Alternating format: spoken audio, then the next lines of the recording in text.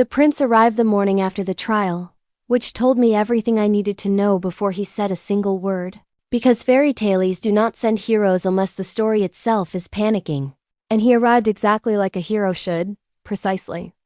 On time, brightly lit, accompanied by banners, witnesses, and the subtle choreography of inevitability, armor polished to ceremonial perfection, concern worn carefully like a rehearsed expression rather than a spontaneous one.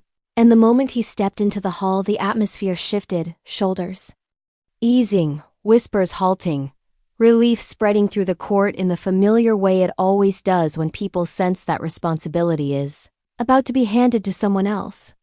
Because nothing calms a crowd faster than the promise that someone qualified, someone designated, someone narratively appropriate has arrived to resolve things. And as he crossed the floor, I understood with uncomfortable clarity that he was not responding to my situation at all, but to the absence I had created.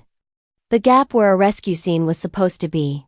The silence where applause usually lived. And that absence had made the story unstable enough to summon him. And he bowed first to the queen, formally and correctly, acknowledging her authority, even as his presence quietly recentered the room around himself. Because heroes do not overthrow power directly, they eclipse it by becoming the emotional focus. And then he turned to me with the exact expression fairy tales teach princes to practice. A careful blend of gentleness and resolve that assumes gratitude as its natural conclusion, and said he had come to take me away from this danger as if danger were a location rather than a condition, as if stepping outside the palace would magically restore narrative balance. And I returned the bow with equal politeness, calm and composed, because refusing a hero works best when you do not insult the costume. Thanked him sincerely, and told him that while his concern was appreciated, I was not in danger. Which caused the first visible fracture in his performance, brief but unmistakable. A pause just long enough to reveal that this line had not been written to receive that answer. And the queen watched closely from her seat, eyes sharp, because this was not her move but she intended to profit from it if she could. And the prince recovered smoothly, explaining that the palace was unstable, that authority was uncertain, that rumors were spreading, that this was no place for someone like me. And I agreed with his assessment of the instability while calmly correcting his conclusion, telling him that instability did not automatically make me powerless, and that I was not being held, not confined, not awaiting rescue. And when he smiled, in that reassuring way heroes do, and said, I did not have to be a prisoner, only saved, the shape of his purpose finally became impossible to ignore. Because this was not about my safety but about completion. About providing the audience with a clean exit so they could stop thinking about broken mirrors and failed trials, and I declined clearly, evenly, without apology or explanation, which unsettled the room more than anger ever could, because heroes are not declined in stories. They are accepted, resisted, fought, or mourned, but rarely refused outright. And when he insisted that he was here to help, leaning slightly forward as if proximity itself carried authority, I told him gently that I did not doubt his intention, but I questioned the reason, pointing out that I had not asked for him, had not sent for rescue, had not signaled distress.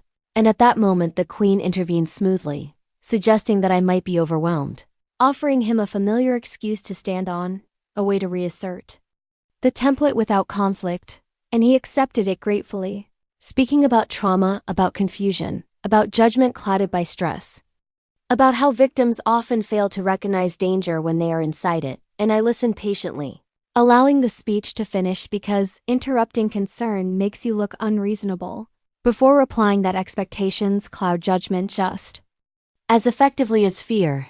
And when he said that I could not remain neutral, that history would judge this moment and remember who acted, I answered that this was precisely the issue, that he was here for history while I was here for reality, and that the difference mattered. And the hall grew very quiet as I explained that rescues exist not to protect people but to reassure systems, to tell everyone watching that danger has been contained and the world may return to its familiar shape, that someone has been placed back at the center so others may orbit comfortably again.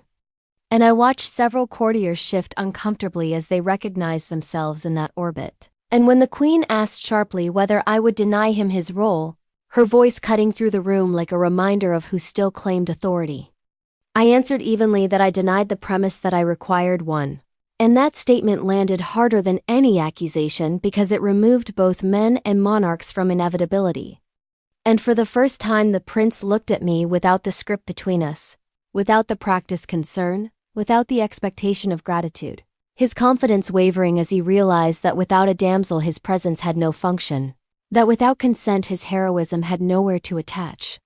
And when he offered safety one last time, quietly now, stripped of ceremony and witnesses, I declined the narrative itself rather than the man, explaining that safety offered in exchange for silence was still a form of containment, and the silence that followed was heavy, public, and irreversible, because insisting further would have exposed the truth that he was not here to save me but to complete himself, to restore a story where his arrival mattered more than my choice.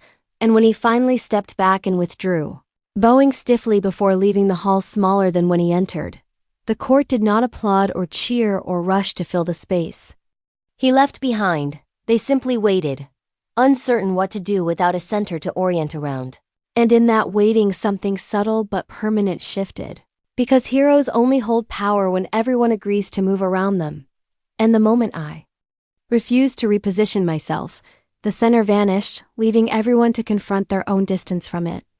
And as I watched the queen observe this outcome without satisfaction, I understood that she had now tried poison, morality, and a hero, each a different kind of control. And all three had failed for the same reason, because every version of the story still required my cooperation. And cooperation was no longer something I was willing to give, no matter how familiar the script, how polished the armor, or how loudly the story demanded its ending.